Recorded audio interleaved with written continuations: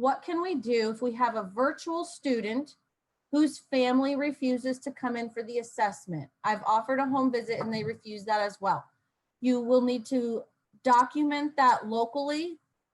And then when it comes time to report scores into EMIS, if you've ever had missing scores before, the practice is in EMIS, the EMIS coordinator would enter star, star, star, and then they would put in a reason code. Okay, so that's more than likely that's going to be the advice for this year is any missing scores, you will enter star, star, star, and a reason code. But the EMIS system does not have a COVID reason code, okay? And I don't know if it will. I have not been told. Our office has not been given any specific guidance around this yet. What we've been communicating to people is for children you are able to assess, you'll be able to report their scores as usual. And for children that have missing items, either parts of the assessment or the full assessment, please wait to report those children's scores in EMIS until we've given you further guidance. For students that do not participate in the assessment, what values, if any, will be returned in the data file?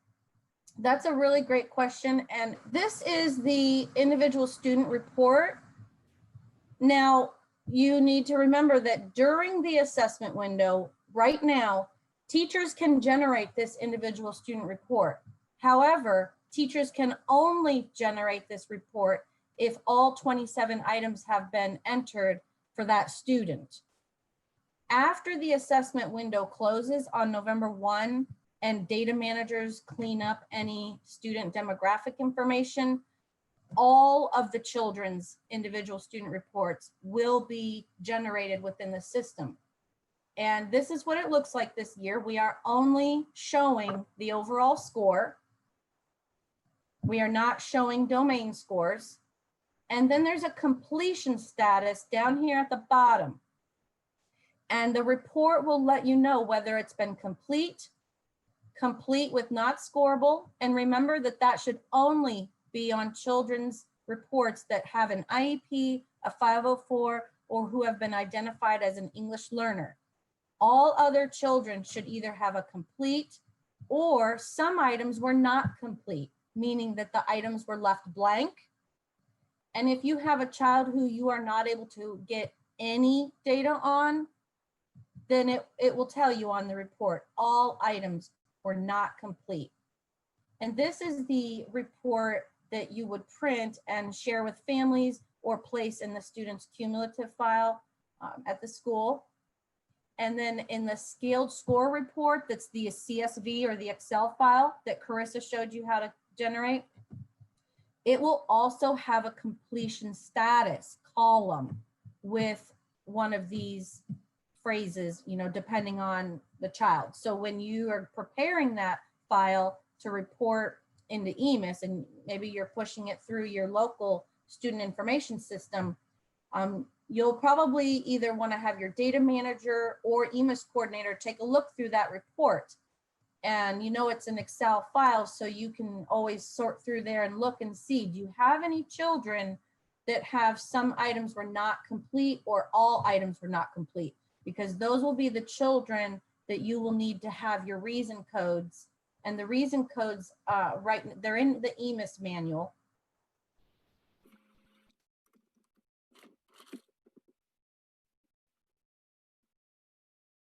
And in the EMIS manual that we use, it's the student assessment record. And I see here this latest one is as of July 1st. So I have not seen an updated EMIS manual yet this fall. So this is the most current EMIS manual for the assessment record. Pardon me, I am going to scroll quickly because the codes are at the end. And so the valid options for the reason codes begin on page 16 of this manual. Sorry, I gotta keep scrolling. Here we go. Score not reported. So you find this section that says score not reported. These are all of the valid options that are in here right now.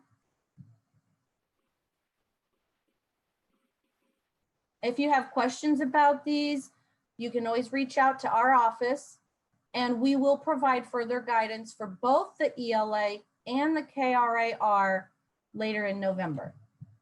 Can teachers enter data from November on for spring?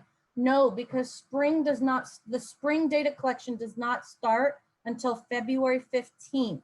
So you, just like if I was gonna do a weigh-in, you know, with my doctor for my weight loss program, I can't weigh in today and say that's my weight for Christmas time, you know, after the holidays.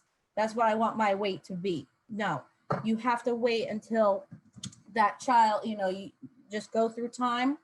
And then if you are not entering any ratings for the winter, that's fine. You're still monitoring child development during that time. And then come spring, February 15th, that's when the spring assessment window begins.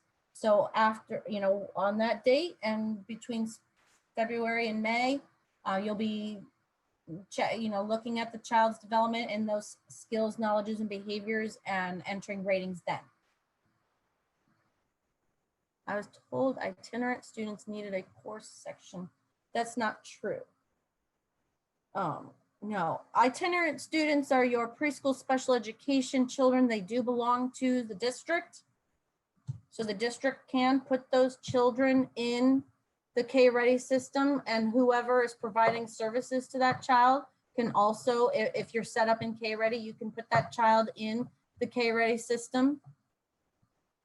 Should the programs be entering data in this program or just on OEDS?